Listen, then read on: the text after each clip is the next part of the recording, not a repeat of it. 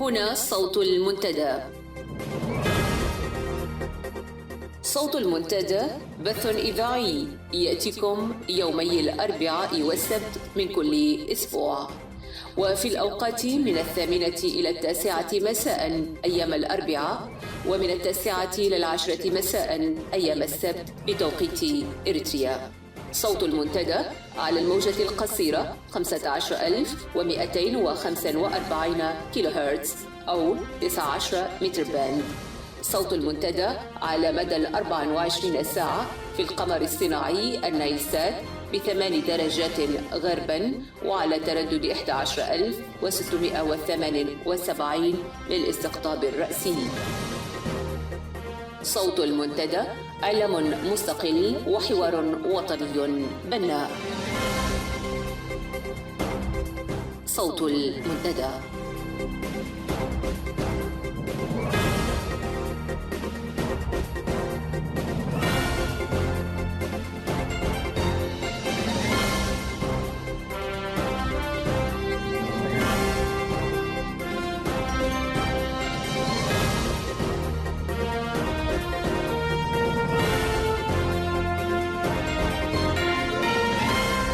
السلام عليكم وأهلا ومرحبا بكم مستمعي ومستمعات صوت المنتدى. هذا صلاح محمد زيني يحييكم ويرافقكم في ساعة اليوم الأربعاء 4 فبراير. بعد نشرة الأخبار نقدم لكم ما سجله ميكروفون إذاعة المنتدى من تظاهرة لندن ضد الطغمة الحاكمة في أسمرة والمؤيدة للجنة تقصي حالة حقوق الإنسان في إريتريا. ثم بعد ذلك تستمعون إلى الحديث الذي أدلى به السيد محي الدين شنقب إلى برنامج ملفات إريتريا بقناة الحوار اللندنية. وقتا طيبا ومتابعة شائقة أرجوها لكم.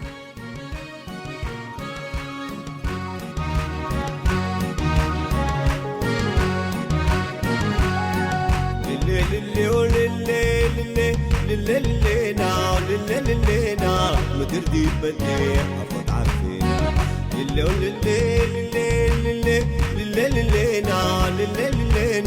مدردي بدي حفظ عارفين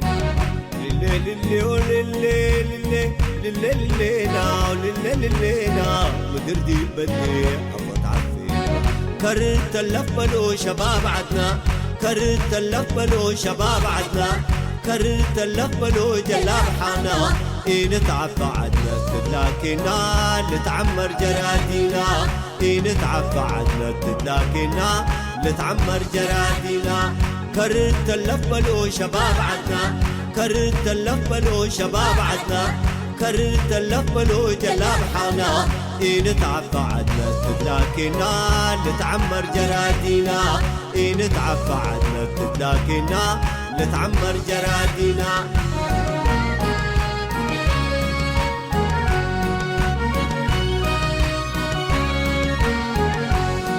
كرت اللف من أنبل منطوق بلاد نبطر، كرت اللف من أنبل منطوق بلاد نبطر.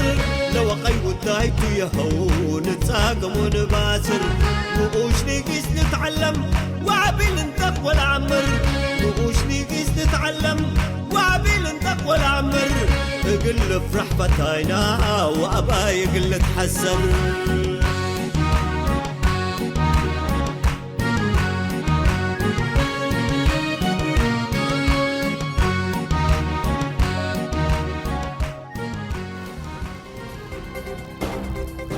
صوت المنتدى.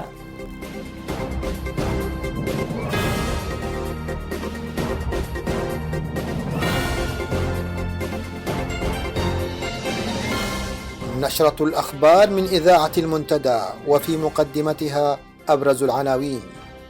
تفاؤل في أوساط المواطنين بنشاطات المنتدى، والنظام يكون لجنة خاصة لمتابعتها. وشنقب يقول إننا نرى بوادر توحيد اللغة والرسالة ما بين معارضة الداخل والخارج. وإجبار أصحاب المحلات التجارية بتغطية تكاليف الاحتفال بفنقل التاريخية. شركة البحر الأحمر تتعرض لخسائر تقدر بعشرات الملايين من الدولارات.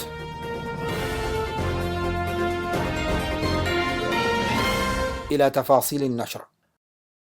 أكد القيادي بالمنتدى الإريتري للحوار الوطني السيد محي الدين شنقب عدم رغبة المنتدى في أن يكون بديلا لأي جهة، بل يعمل بالدرجة الأولى على لملمة شمل قوى المعارضة وتوحيد رسالتها وصوتها وصفها من أجل التركيز على الهدف الأساسي وهو إحداث التغيير في إريتريا.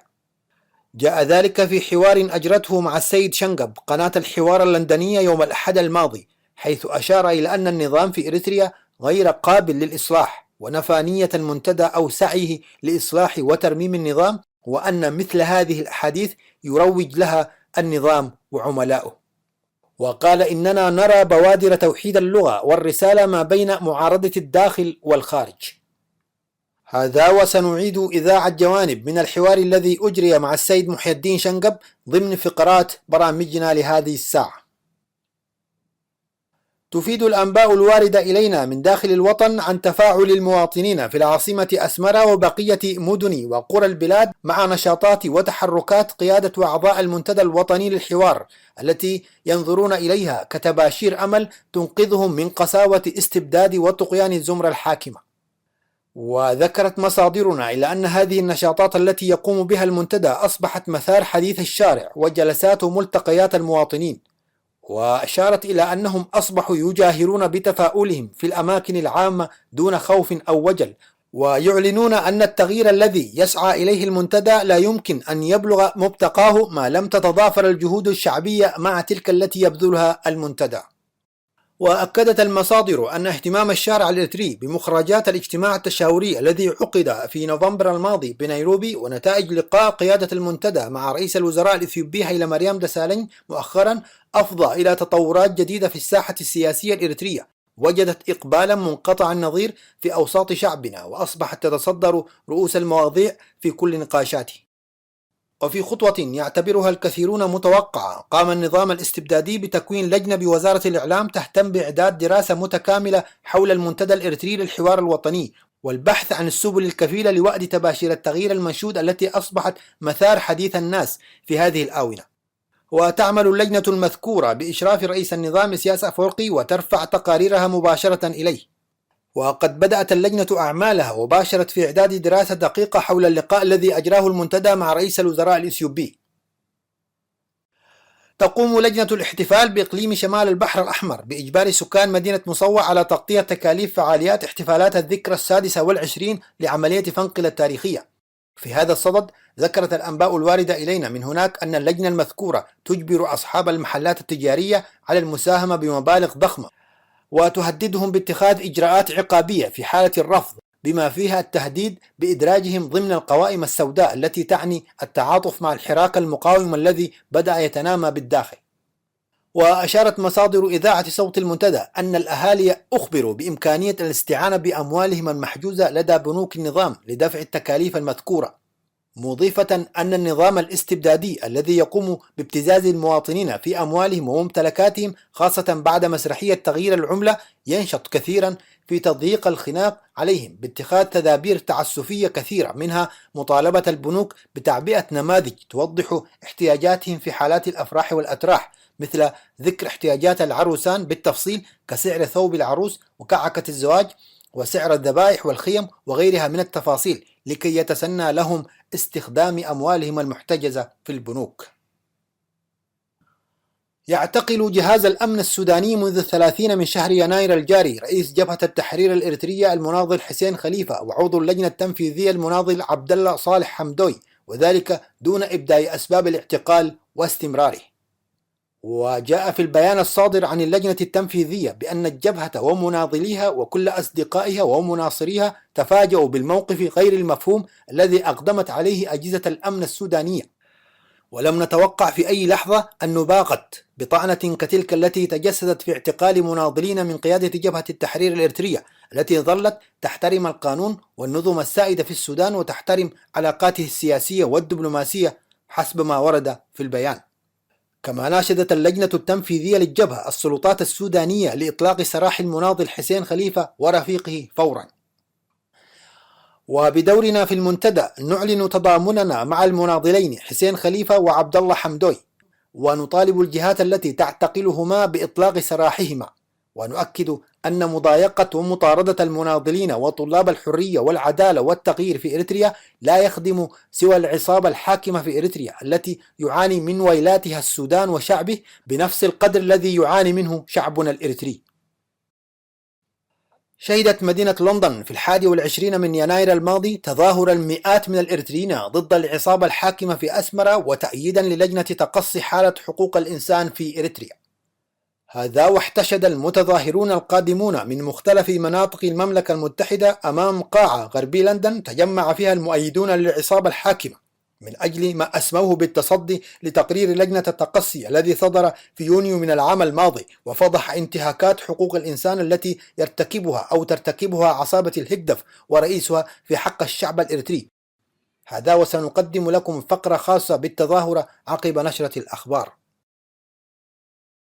أعلنت إدارة مكتبة أغردات العامة على صفحة التواصل الاجتماعي الفيسبوك في نهاية يناير الماضي عن الفائزين الثلاث بجائزة مسابقة الكاتب والروائي محمد سعيد ناود للقصة القصيرة في دورتها الثانية، حيث فاز بالجائزة الأولى القاس محمد علي نور حسين عن قصته القصيرة بعنوان ظل الحقيقة، وفاز بالجائزة الثانية القاس آدم محمد إدريس أزوكاي عن قصته القصيرة الحورية، وحصل على الجائزة الثالثة القاس يوسف أحمد أربي عن قصته القصيرة وشاح يليق بها.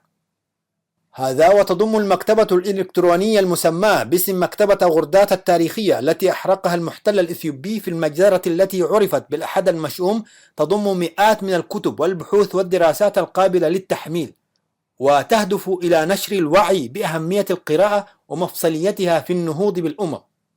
كما تطمح المجموعة المؤسسة والقائمة على المكتبة إلى تجميع كتب من الإريتريين في الشتات وتأسيس مكتبة عامة بذات الاسم يكون مقرها مؤقتا بالقرب من معسكرات اللاجئين الإريتريين في السودان أو اليمن. وصل إلى العاصمة السودانية الخرطوم في نهاية الأسبوع الماضي فريق عمل من موظفي شركة البحر الأحمر المعروفة ب09 الذراع الاقتصادي للنظام الاستبدادي في إريتريا، وذلك للتباحث حول إمكانية استعادة أموال الشركة من رجل الأعمال السوداني المشهور أسامة العوض الذي ظل لسنوات كثيرة يستثمر أموال الشركة في مشاريعه وشركاته المتعددة. وأفادت الأنباء بأن السيد أسامة العوض تعرض لخسائر كبيرة نتيجة لما يسمى بعملية تغيير العملة التي جرت في إريتريا، وكذلك نتيجة للضرائب التي فرضت على شركاته وفقا لقوانين جديدة أصدرتها الحكومة السودانية مؤخرا.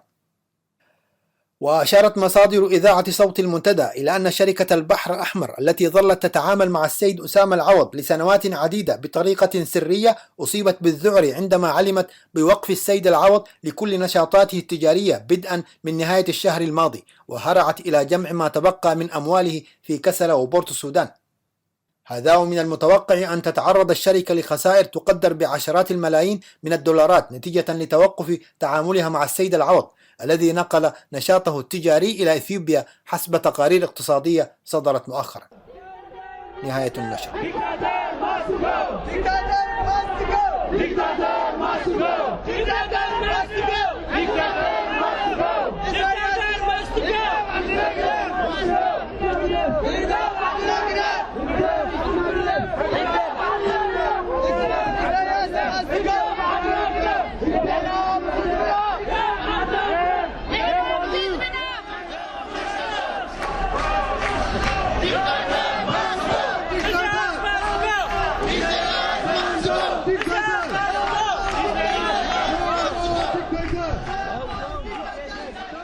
اسمي عائشة آدم بري. أين إذاعة صوت المنتدى؟ أيوة صوت المنتدى. والله يوم ما تقوم مثل حواكي دي بإريتريا الحسل هلا كله ظلم لقبا تشريدنا الشباب لقبا لهلا كله إنسر يقولوا لاقي نرمت أنا يوم كلنا مثل أحد مالته. أيوة ميت كالي يعني.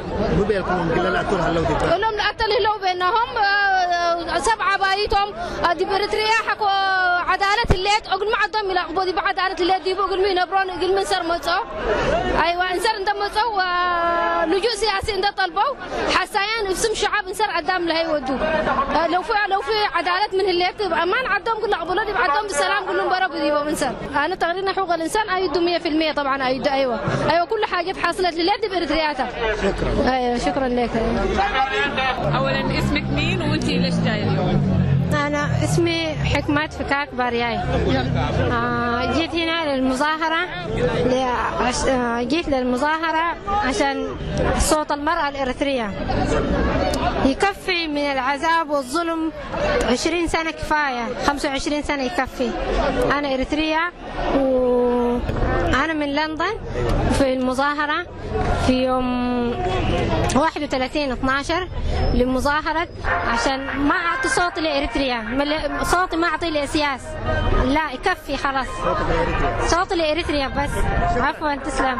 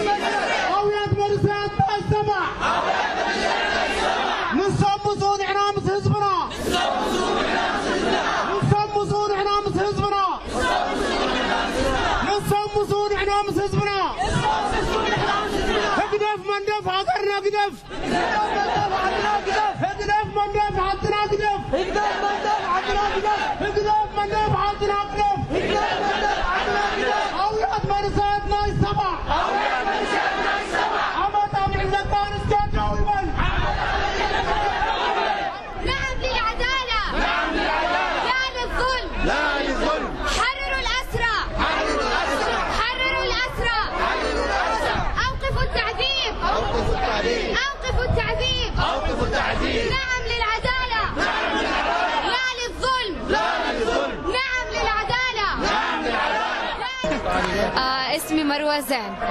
طيب جاية ليش الآن؟ وضحي للمستمع في الإذاعة أنت جاية ليش؟ جاية هنا عشان أوقف مع الشعب الإريتري واستخرج حقوقه اللي أخذها مننا النظام الجائر.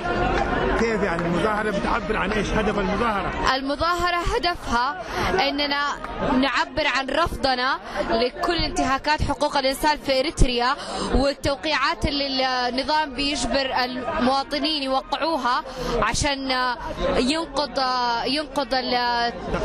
كل تقرير حقوق الإنسان. والآن المظاهرة دي تحس إنه الناس الداخلين هل تأثروا بتظاهركم هنا؟ أكيد ما في شيء من غير تأثير، أكيد حيتأثروا وإن شاء الله يعني أتمنى يغيروا رأيهم ويوقفوا مع شعبهم لأنه الحكام زائلين والقوة كلها للشعب. العفو.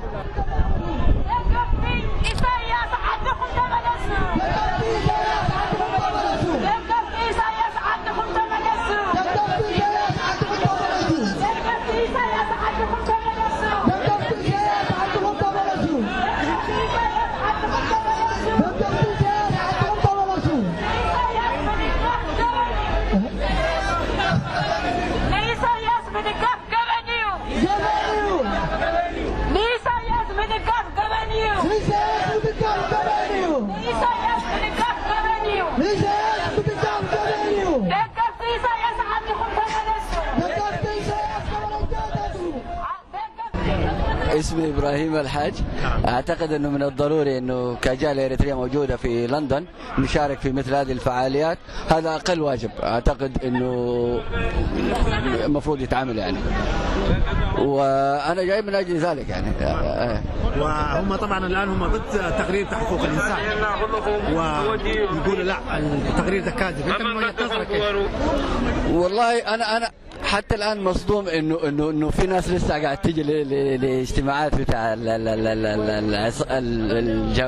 ما اعرف نسميهم عصابه ولا نسميهم اي حاجه، بغض النظر عن حتى حقوق، قبل ما نوصل على حقوق الانسان، انه ما اعتقد انه ما في اي بيت في اريتريا ما تضرر من هذا النظام، حتى لو ما اخذناه على المستوى الوطني العام، الوطن والكلام هذا، ممكن على المستوى الشخصي.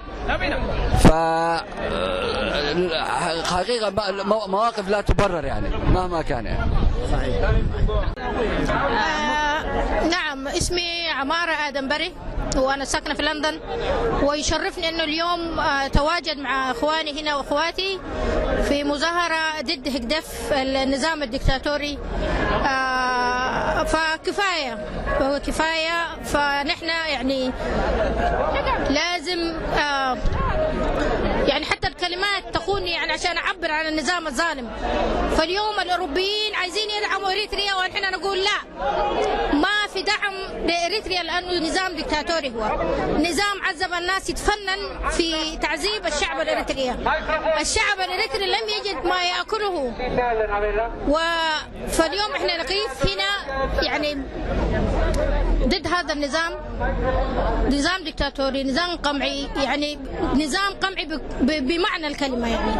فنحن اليوم نقول كفاية جدا، فأي إنسان يقف مع الدكتاتوري يعني ما عنده محل بيناتنا. يعني شبابنا خلاص إريتريا الشعب يعني هاجر منها، ما في أحد فضل، يعني من حيبني إريتريا؟ يعني المستقبل هم الشباب في إريتريا. فلازم يعني الناس دي تتحد وتوري إنه أساس كفاية جدا، يعني كفاية وشكرا. والآن معنا الأستاذ ياسين محمد عبد الله، الحقوقي والناشط في مجال حقوق الإنسان.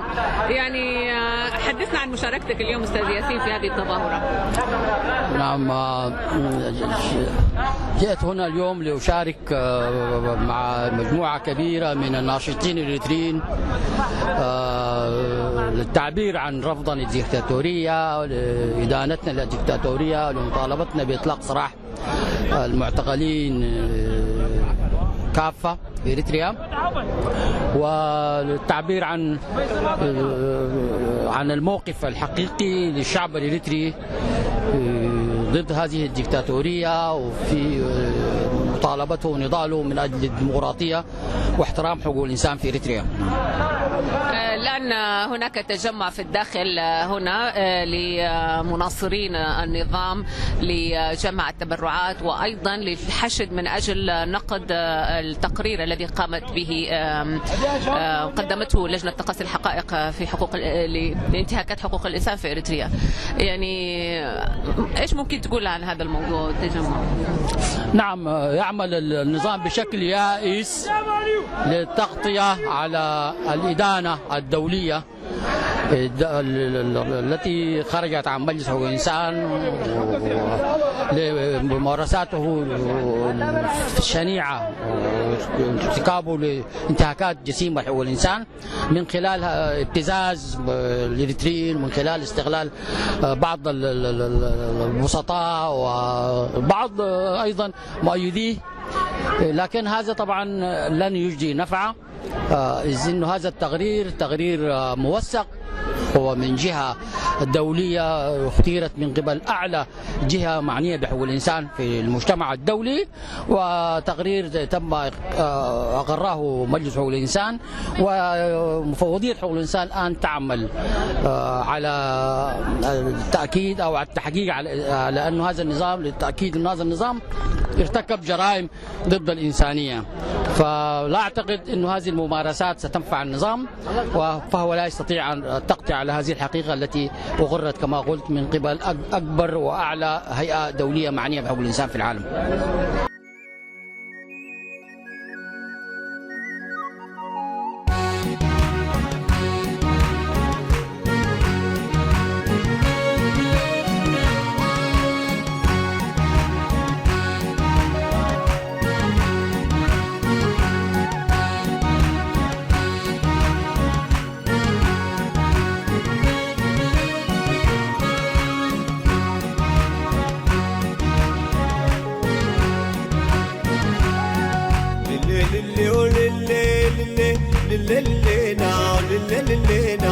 مدير دي بدي أفض عفينا للي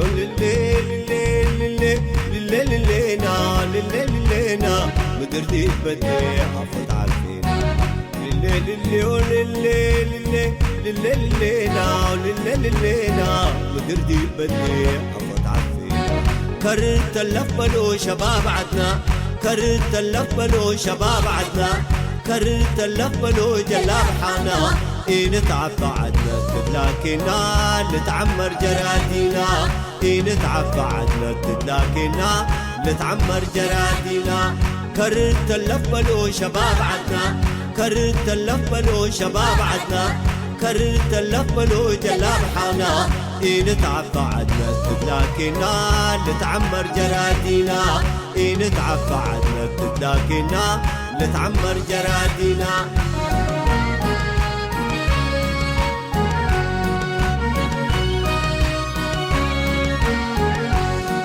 كرت اللف من أنبل من توق بلا تبطر كرت اللف من أنبل من توق بلا تبطر لو قيو الدايت يهو نتساقم ونباسر نقوش نقيس نتعلم وعبيل انتق والعمر نقوش نقيس نتعلم وعبيل انتق والعمر اقل افرح فتاينا وابا يقل تحسر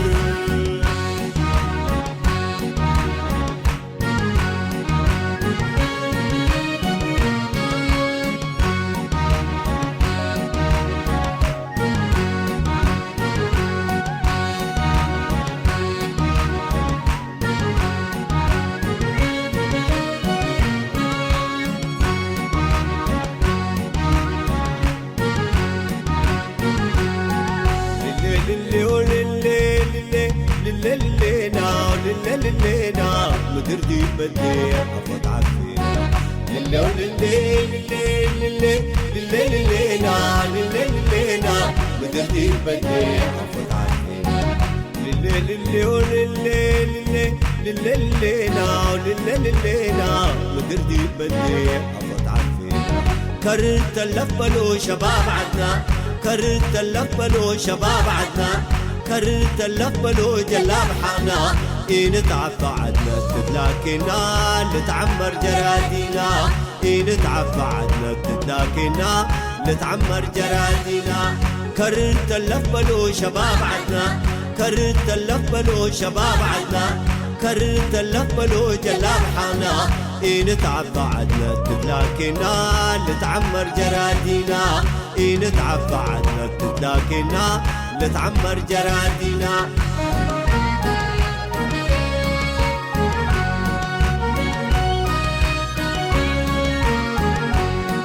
كرت اللف بالله لجا قالب من هلا كرت اللف بالله لجا قالب من هلا جلاب قطوع شعبنا إريتريا ومدرة نتعفى من قبلات يوم تامع البدرة نتعفى من قبلات يوم تامع البدرة حوي انت السانينا عدنا مثلنا عمرة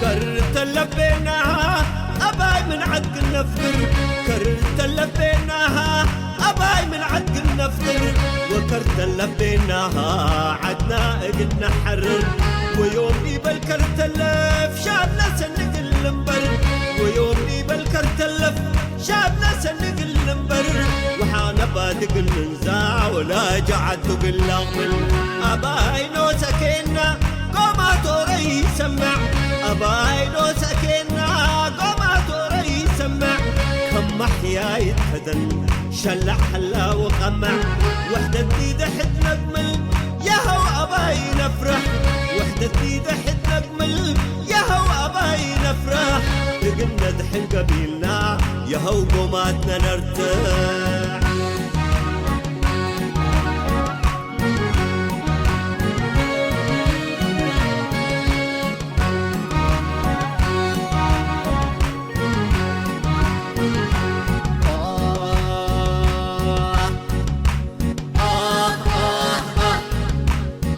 جبل جبل جبل ما تركع قبل جبل جبل جبل ما تركع قبل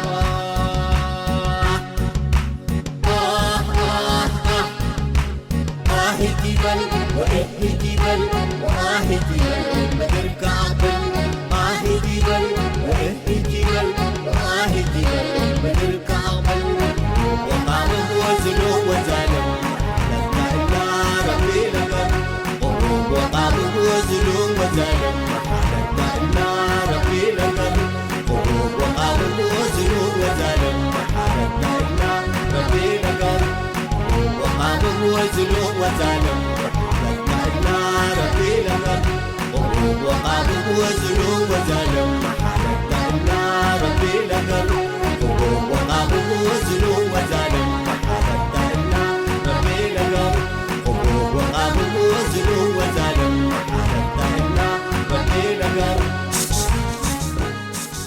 وفيما يلي تستمعون إلى جوانب من الحوار الذي أجرته الأستاذة ريم عبر برنامج ملفات إريتريا يوم الأحد الماضي مع السيد محي الدين شنقيط.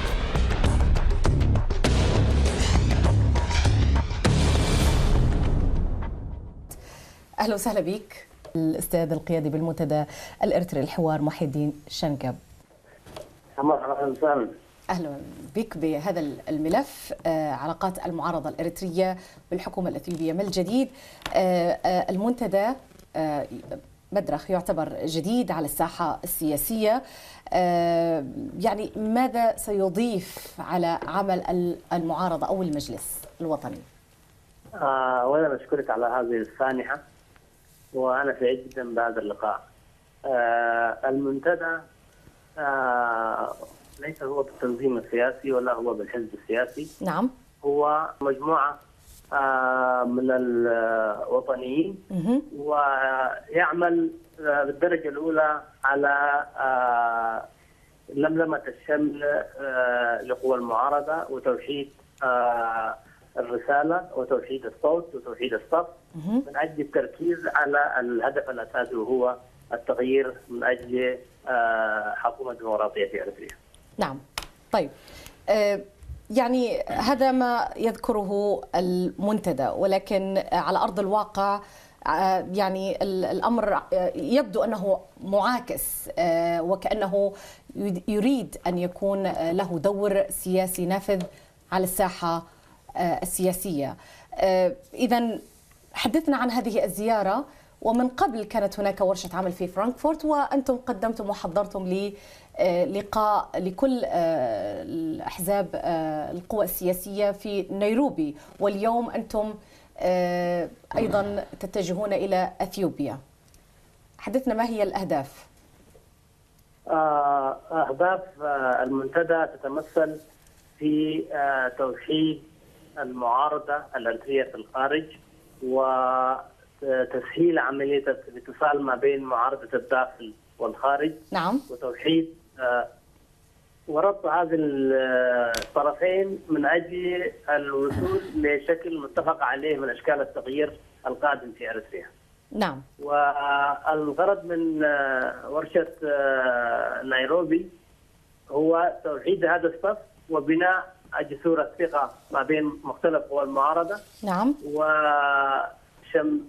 لملمة شمل المعارضة في الخارج.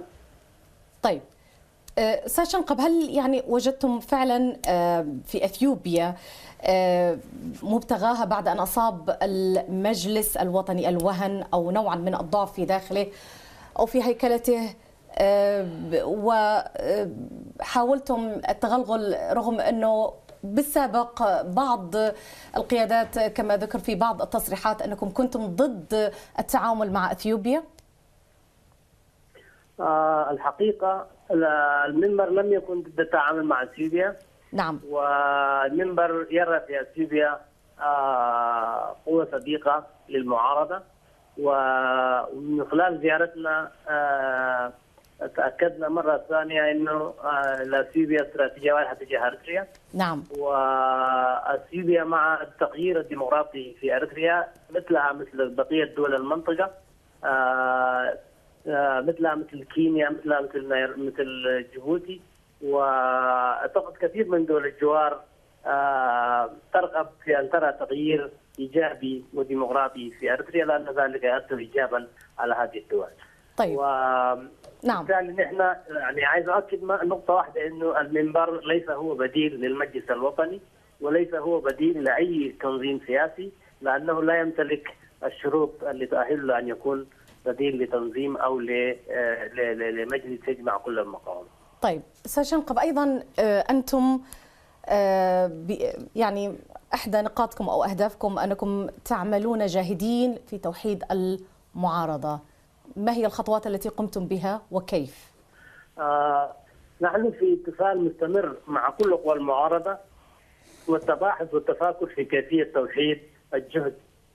لا نطمح لأن نوحد كل المعارضة في تنظيم واحد. نعم. ولكن نكون قد توفقنا كثيرا لو حددنا برنامج حد أدنى تتفق عليه كل المعارضة، وبالتالي توجه كل جهد المعارضة لهدف محدد وواحد. نعم. وهو إزاحة النظام في أريتريا. أيضا وفي هذا الاتجاه نعم. تمكنا من في ورشة نيروبي من خلق أساس لهذه الاستراتيجية، ونحن آملين في أن نوسع هذه الرقعة ونجمع بين كل قوى المعارضة في هذا الإطار، وأيضا على اتصال مستمر وتواصل دائم مع معارضة الداخل.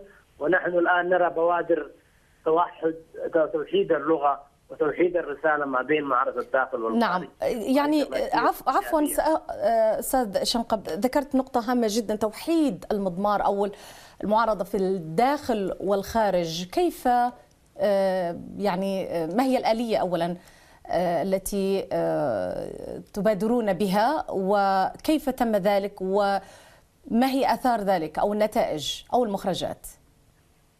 نحن على تواصل مستمر مع معارضة الداخل من خلال التلاقي الشخصي. نعم. مع الأفراد. من هم معارضة الداخل أستاذ شنقب؟ اسمح لي، من هم معارضة الداخل؟ الداخل كل معارض يا أختي العزيزة، الداخل بالكامل. من هم؟ حدد. أنتم يعني كحزب تقولون أنكم تتواصلون مع الداخل أو منظمة كما يذكر، ولكن من هم؟ يا ليت تحدد لنا. هل هم من داخل النظام؟ من داخل النظام، من أفراد النظام مع أحد؟ نعم. من داخل النظام، من داخل مؤسسات النظام. نعم. المدنية والعسكرية. وكيف يتم ذلك؟ كيف يتم ذلك؟ الآلية التي يعني يذكر أنه المجلس الوطني لم يحقق ذلك، كيف أنتم اليوم استطعتم أن تخترقوا هذه الخطوط الحمراء؟ أنا لا أعتقد أنه المجلس الوطني لم يتمكن من التواصل مع الداخل. نعم. لكن أستطيع أن أتحدث عن تجربتنا. نحن نتواصل مع الناس بشكل شخصي، يعني نكون على اتصال، لأنه نعرف الأشخاص، نعرف القيادات، نعرف الوزراء، نعرف كل النشطاء في داخل النظام، ونعرف ايضا انه كلهم معارضين، يعني ما وجدنا ولا 1% من نقابلهم. نعم. يؤيد النظام، الا عدد قليل جدا من المستفيدين واللي هم موجودين حول الرئيس وشخصيه الرئيس، يعني فنحن نعتقد انه الداخل 99% معارض. نعم. بالتالي لابد من تواصل وتنسيق وتأطير الجهود بحيث أريتريا تتمكن من الخروج من هذه الأزمة متماسكة إن شاء الله. نعم، يعني اسمح لي أيضا أستاذ شنقب، يعني في هذه بالتحديد هذه النقطة هناك حديث أيضا بين السياسيين بأن طالما أنكم وصلتم إلى الداخل مع بعض أفراد النظام وحاولتم التواصل عبر المعارضة في الداخل، هذا يعني يؤكد عند البعض بأن هذه المنظمة مدرخ بأن لها أيضا قوة داخلية في داخل النظام، ويعني التصور الذي أحاط الجميع بأن مدرخ لها ذراع داخلي في داخل النظام الإريتري وقد تلعب بديلا له. كيف تفند هذه المقولة أو هذه الإشاعة؟ التواصل مع الداخل للمنبر موجود بحكم ان الداخل كله معارض. نعم. وبالتالي امكانيه التغيير من خلال العمل والتنسيق مع معارضه الداخل موجوده وممكنه وقائمه.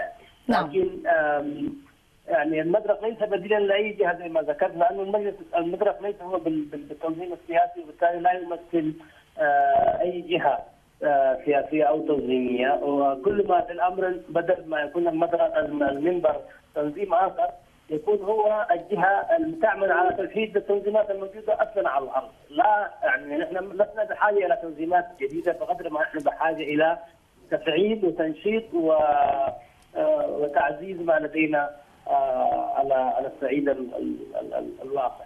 طيب استاذ شنقب، يعني ايضا عوده الى نيروبي، بعض هناك احزاب المعارضه لم تتفق ولم تحضر، كيف ذلك؟ لم تحضر في المشاركه؟ نحن قدمنا دعوه ل 19 تنظيم، حضر منها 11 تنظيم. نعم. جزء من التنظيمات التي لم تحضر جزء منها لسوء يعني لسوء الاتصال، ما قدرنا نتواصل بشكل جيد. جزء اخر لم يتمكن لاسباب فنيه، لكن لم نجد من يقول لا يريد ان يشارك في نيروبي. يعني دعوتنا كانت مقبوله من كل الجهات، ولا زلنا نعمل بحيث نضيف يعني نجمع ما تبقى من المعارضه في اطار موحد، وبالتالي الجهد مستمر ولا نتوقع ان نوفق من اول خطوه، لكن يمكن ثاني وثالث نتمكن من جمع كل المعارضه ان شاء الله، وده اعتقد ما يغلق النظام في الداخل. طيب. اولا اؤكد للاخ واكثر من مره يعني نعم. اثيرت نقطه انه المنبر ترى في ازاحه راس النظام حل المشكله، وبمعنى اخر هي حركه اصلاحيه.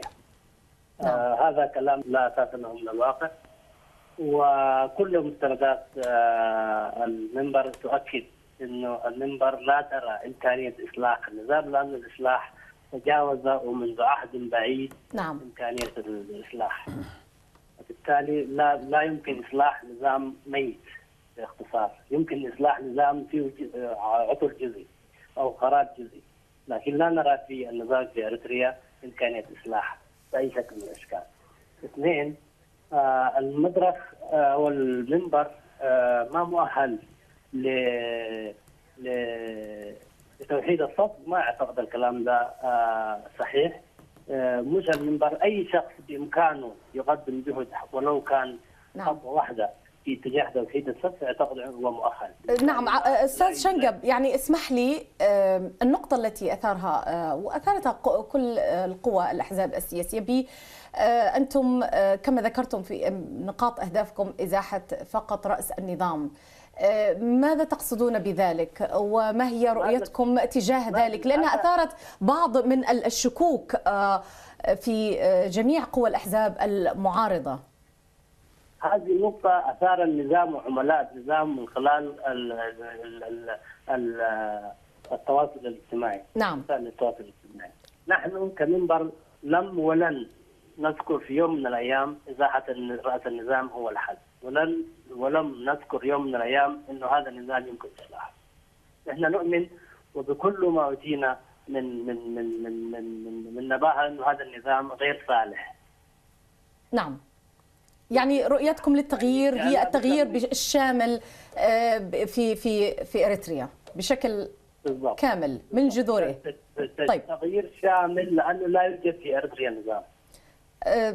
أنتم أيضا تذكرون من خلال يعني تقديركم بأن تريدون توحيد المعارضة، تعزيز جهود المعارضة. من هي المعارضة برأيكم أو برؤيتكم؟ نحن يعني لا نعتقد أن المعارضة هي محصورة في تنظيمات سياسية. نعم. سواء كانت في داخل المجلس أو خارج. نحن نعتقد أن المعارضة بالإضافة للعمل السياسي هي تنظيمات العمل التنظيمات المدنية أيضا، يعني تعمل في المجال المدني اللي هي تنظيمات حقوق الإنسان، تنظيمات حقوق المرأة، الجاليات الأريترية، الأغلبية الثالثة من المعارضة الأريترية في الداخل والخارج، دي كلها تعتبر قوى معارضة أساسية لا بد من حشدها وربط هذه المعارضة بالداخل، لأن التغيير في الأساس يأتي من الداخل حسب اعتقادنا. ودور المعارضة في الخارج بكل أطيافها وبكل اتجاهاتها هو دور إيجابي ومشجع ويخلق ضغط على الحكومة الأريترية وعلى مؤسساتها، لكن لا بد من أن يأتي القوى الفاصلة للتغيير، لا بد أن تأتي من الداخل. نعم، وأنتم تؤمنون بأن هذا التغيير سيأتي من خلالكم؟ لا بالعكس، نحن نؤمن بأن هذا التغيير يأتي من خلال ربط كل هذه الأطراف المعارضة وتوجيه جهدها في اتجاه واحد وربطها بمعارضة الداخل وتوحيد الرؤية والنشاط والفعل في الداخل والخارج. أرحى خلو ودبات وراسي مني خزين سقام قلاسي بحر خلو نبعي لحنباسي هزمي الري خلو تغالاسي بعاليت هايمانو زسمري حق ندبا قدم زنبري كيحيدو موصبو زقبري كيحيدو موصبو زقبري ساما غال سوغي ساما غري الله خندو نحوى دكيري الله خندو نحوى دكيري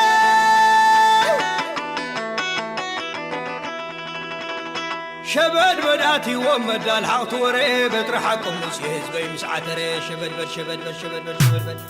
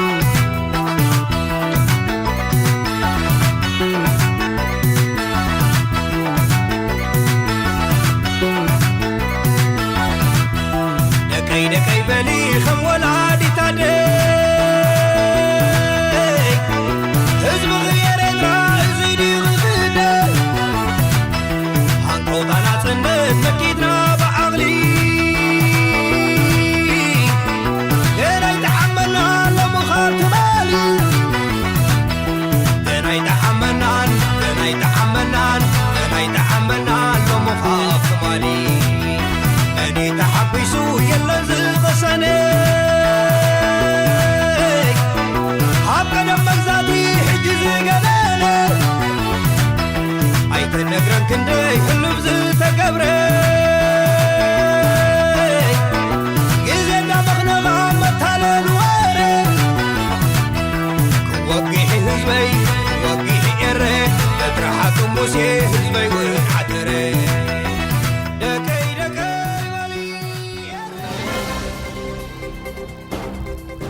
صوت المنتدى.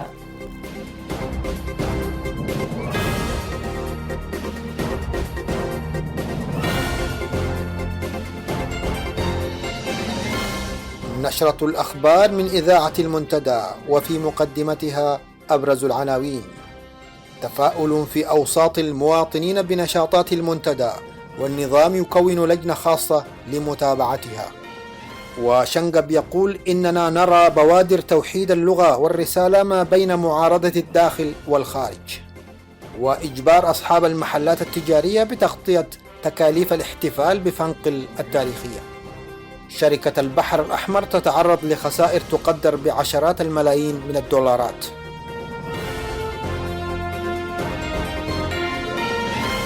إلى تفاصيل النشرة.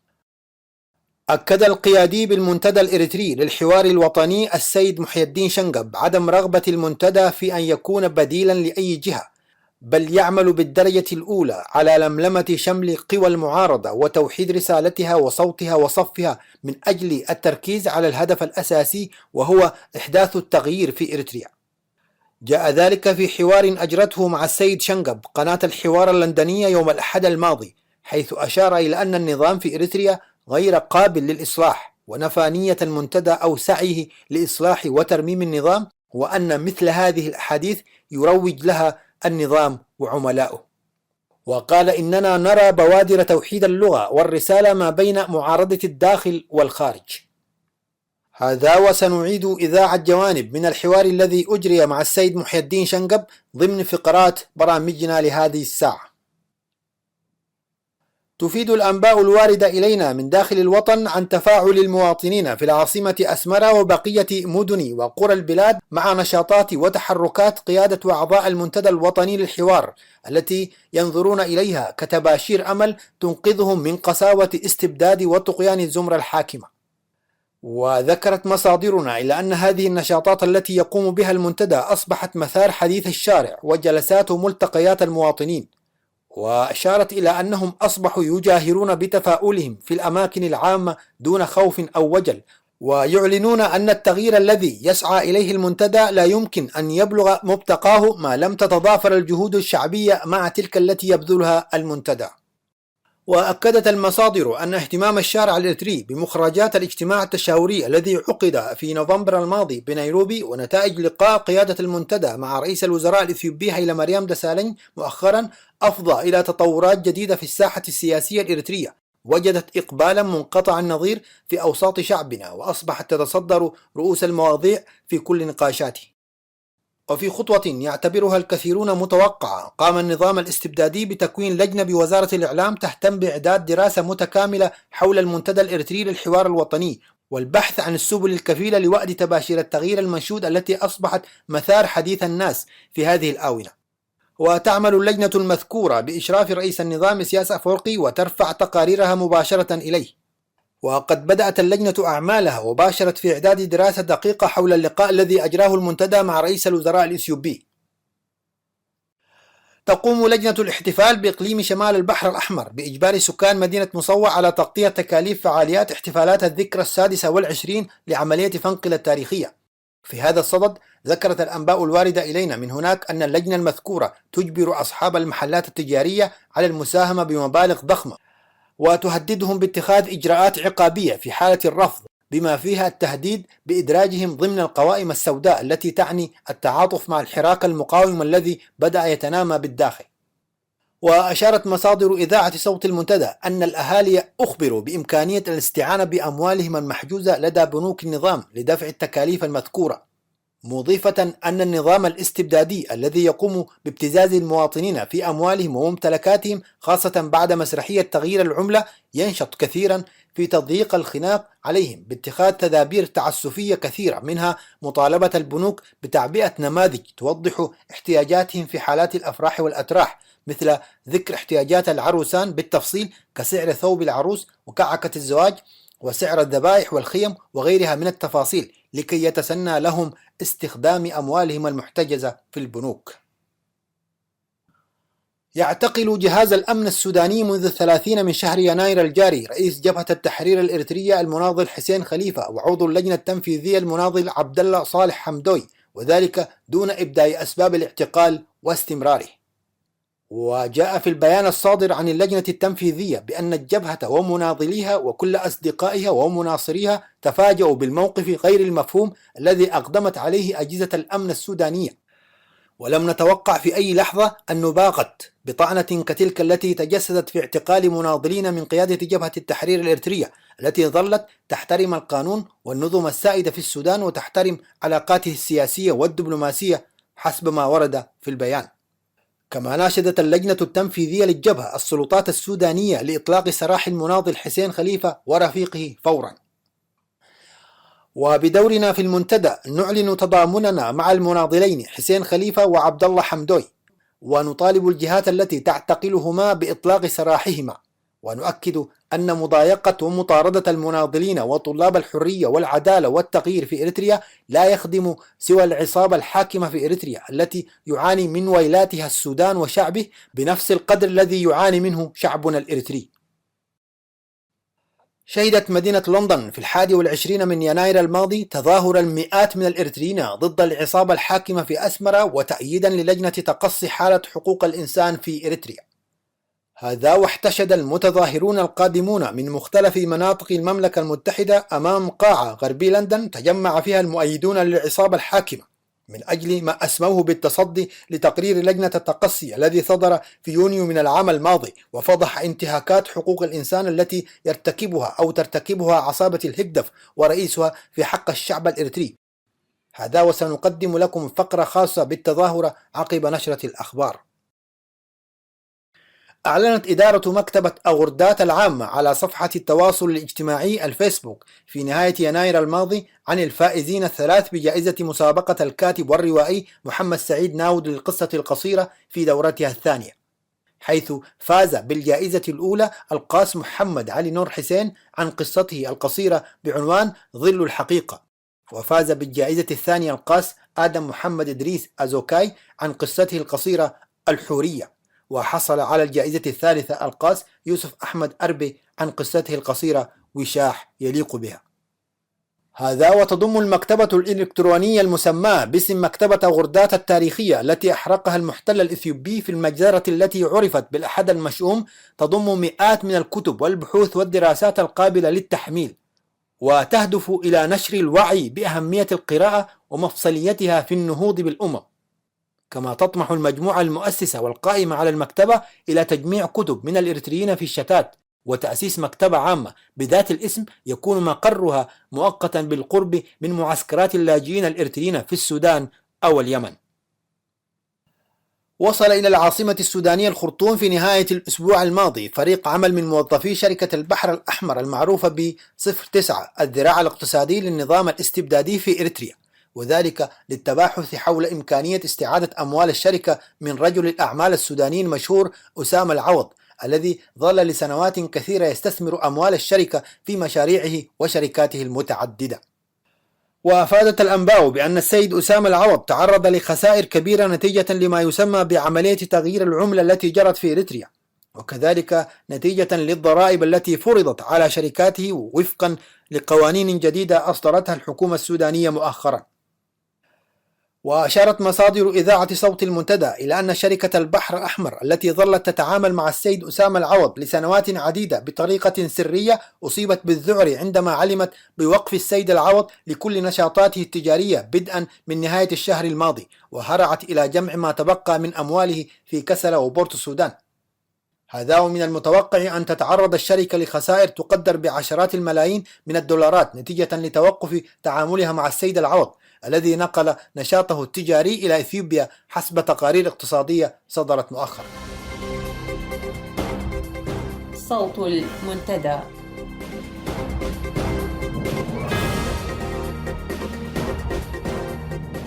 بهذا وصلنا وإياكم إلى ختام ساعة اليوم، وحتى نلتقي وإياكم في الأسبوع المقبل كونوا بخير.